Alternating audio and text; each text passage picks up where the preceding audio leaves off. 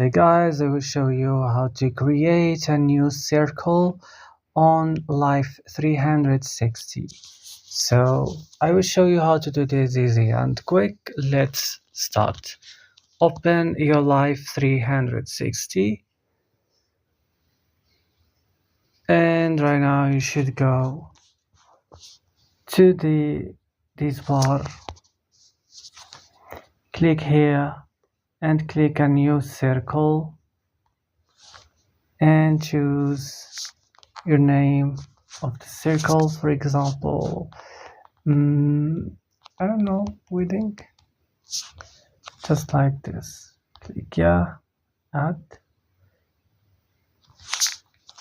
and send code then, and you can invite then your friends or your family to your circle. That's all. Don't forget to like, subscribe, and bye.